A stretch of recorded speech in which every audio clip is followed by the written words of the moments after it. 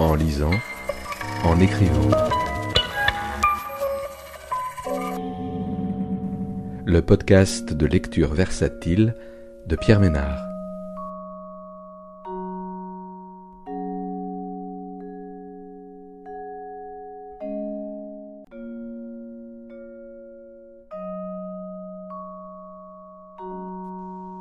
Aujourd'hui, le cinéma de Léo, de Gérard Gavary, paru aux éditions POL en 2024. Gérard Gavary alterne 3 points de vue sur Jean-Pierre Léaud dans les 54 textes de son livre. Dans les uns, l'auteur analyse le jeu de l'acteur. Léaud met en scène des signes. Ce qu'il inscrit dans l'espace filmé par la caméra est une chorégraphie de signes. Pas de jeu distancié néanmoins.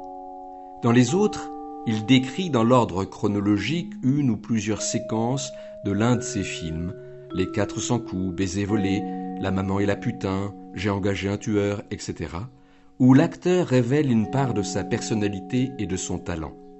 Il partage enfin une série de souvenirs personnels, de moments vécus aux côtés de Jean-Pierre Léaud. L'ensemble forme un portrait très juste et sensible de l'acteur.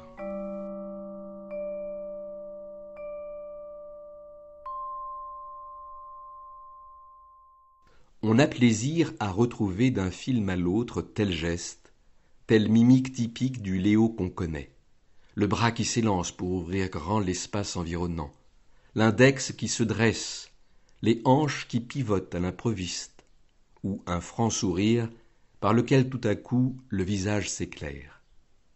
Mais on a plaisir aussi à reconnaître Léaud là où pourtant toutes les conditions sont remplies pour qu'il diffère de lui-même. Privé de l'usage de ses jambes, par exemple, comme le Louis XIV de Serra, ou affichant une mine sinistre du début à la fin du film, le voit-on sourire une seule fois dans J'ai engagé un tueur. Léaud, à l'écran, n'est pas sensuel. Il est physique mais pas sensuel. C'est que le corps qu'il offre au regard voyeur de l'amateur de cinéma n'est jamais siège ni objet de désir, mais éventuellement corps acteur, reproduisant les signes du désir, comme il peut reproduire aussi ceux de l'emportement, de la joie, de la mélancolie, etc. Léaud met en scène des signes. Ce qu'il inscrit dans l'espace filmé par la caméra est une chorégraphie de signes. Pas de jeu distancié néanmoins. Si Léaud souvent en rajoute, bougeant quasi en acteur burlesque, et si toujours il parle comme un livre, il le fait avec trop de spontanéité pour que son personnage en soit moins immédiatement émouvant. Baiser volé, François Truffaut, 1. Recommandé par le père de Christine, Claude Jade, Antoine Doinel, Léaud, est embauché comme veilleur de nuit dans un petit hôtel parisien. À l'issue de sa première nuit sur place, il voit débouler à l'hôtel un vieux détective en gabardine et son client, un mari trompé. Il a du bagout, du culot, grâce à quoi, jour et heure d'arrivée d'un certain couple, numéro de la chambre occupée par le couple, étage de la chambre, il obtient toutes les informations qu'il veut, et jusqu'à la complicité active du veilleur de nuit pour ouvrir la porte. Puis une fois les amants surpris en incontestable situation d'adultère, le détective se saisit du vase qui décore leur chambre, et, tout en le mettant dans les mains du mari, il incite ce dernier à le balancer vigoureusement contre le mur. À Doinel alors. « Dépêchez-vous, dépêchez-vous, vous voyez bien qu'il va tout casser. » Le veilleur de nuit, débutant, s'excuse. Il dévale l'escalier pour gagner le tableau téléphonique de la réception et, toujours obéissant aux injonctions du détective qui l'a suivi, il appelle la police. La scène est interprétée par tous les acteurs avec rythme et outrance, dans un esprit de comédie. Léaud, notamment, multiplie les mimiques affolées, les gestes brouillons, se hâte, se précipite même. Ainsi, comme il descend la spirale de l'escalier en courant, sur le point d'atteindre le rez-de-chaussée, il glisse sur une marche et chancelle avant de se rétablir in extremis. Baiser volé, François Truffaut, 2. La chambre est petite, typique des ex-chambres de bonne devenues chambres d'étudiants dans les années 1950-1960. Fenêtres mansardées, paravent masquant à demi le lavabo, linoléum, plaques chauffantes des feux raccordés à une bonbonne de gaz, etc. Fabienne Tabar, Delphine Seyrig, est venue proposer au jeune Antoine Doinel, Léo, de coucher avec lui, là, tout de suite, mais à une condition, qu'ensuite, et quoi qu'il arrive, il ne se voit plus jamais. D'accord ? Léo accepte. Il est dans son lit, allongé sur le dos. La visible nudité des bras et des épaules semble indiquer celle du corps entier.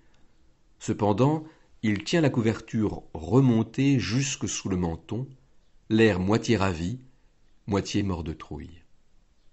Out One, Jacques Rivette. À un moment, dans Out One, Colin, Léo, il n'est plus muet, ou ne fait plus le muet, appelle sa mère dans une cabine téléphonique, suit une conversation. On n'entend pas la mère, que Léo clôt par un banal « Je t'embrasse, maman », sauf qu'il le dit d'une traite sans la virgule « Je t'embrasse, maman », comme si le substantif « maman » était COD du verbe et répondait à la question « Embrasser quoi ?» Souvenir de Pontigny, été 1958. Les chambres comptaient chacune 4 lits, 5 pour la plus grande, à quoi s'ajoutaient 6 places dans une tente isolée sur le terrain vaguement herbeux qui entourait la villa. Les pensionnaires qui le souhaitaient étaient autorisés à y dormir de temps en temps par roulement. Une aubaine. Fini les relents de tuyauterie engorgés et les odeurs de vieille poussière, fini les portes, fini les murs, même plus de surveillance. Aussi, la nuit venue, et une fois les lumières de la villa mises en veilleuse, les campeurs les plus audacieux se faufilaient hors de la tente et partaient faire un tour. Ils empruntaient des chemins de terre, se régalaient de fruits pas mûrs cueillis dans les jardins du voisinage, caillassaient des ombres, parlaient et riaient fort. Léo, pas le dernier, plein d'aplomb, et comme ivre d'ainsi perturber la tranquillité de la nuit champêtre. Godard un jour a déclaré qu'il verrait très bien Léo en Britannicus, en Titus ou autre personnage de tragédie racinienne. Paradoxe, bien dans la manière de Godard, vu que Léo, par excellence un acteur nouvelle vague, et en tout cas un acteur dont l'image à l'écran inspire plutôt le sentiment de son époque. Mais quand même, à l'appui du propos de Godard. Rappel. Plus d'un l'a souligné, outre Roland Barthes, le théâtre classique français est un théâtre de parole, non pas d'action. Théâtre immatériel par conséquent, surtout dans sa version tragédie. L'acteur tragique ne touche à rien, il élève ou aspire à élever son personnage au-dessus de sa condition d'être sensible, palpable et palpant.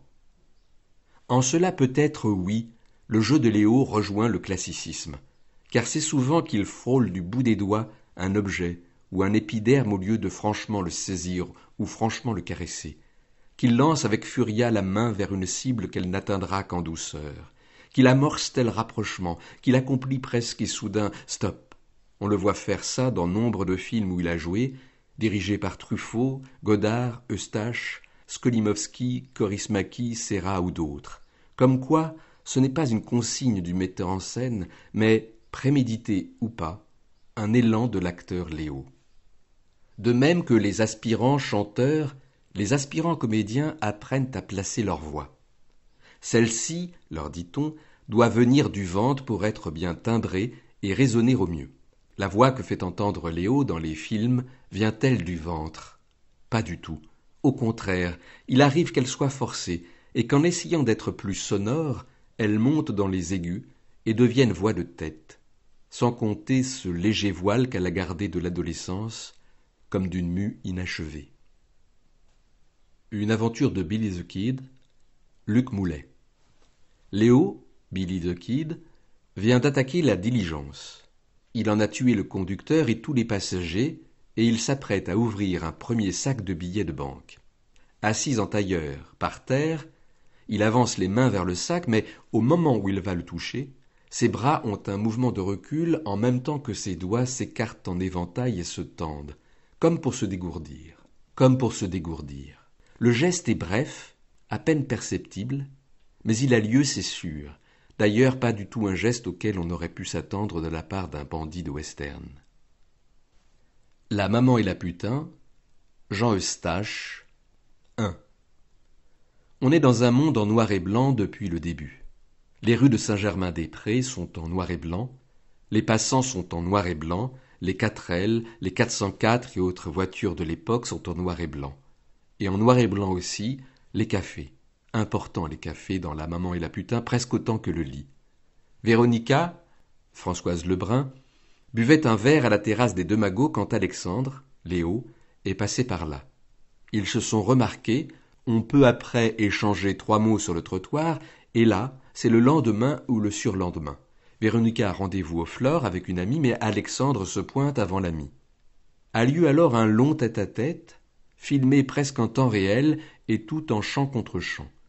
Les deux interlocuteurs fument beaucoup et, de la même manière, une cigarette plantée pile au milieu des lèvres et fumée exhalée rapidement, sans profonde aspiration. Ils parlent aussi beaucoup, surtout Alexandre qui vient à raconter l'histoire de couple dont il sort à peine.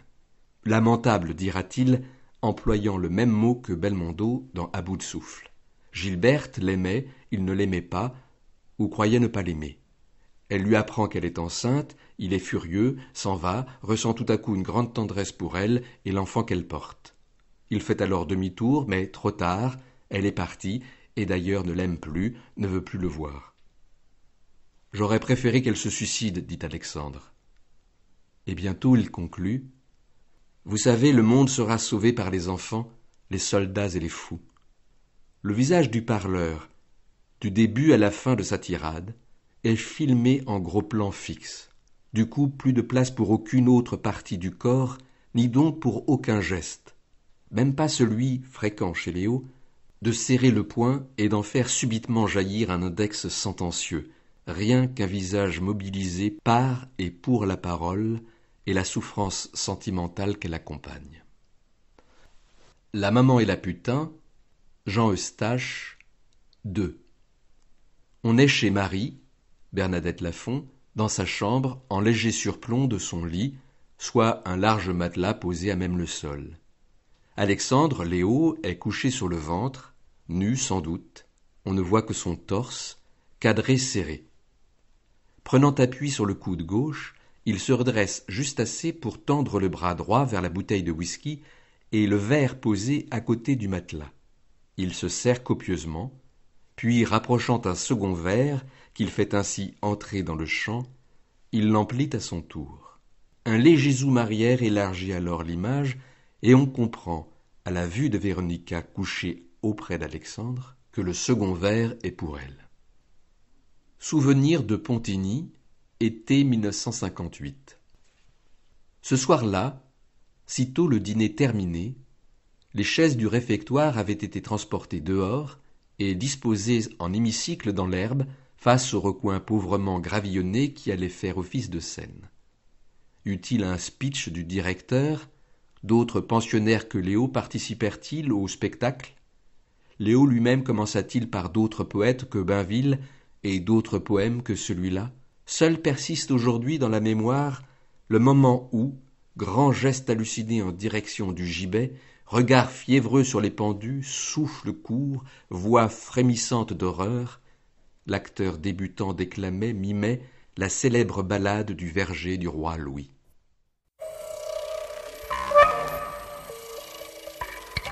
En lisant, en écrivant. Le podcast de lecture versatile de Pierre Ménard.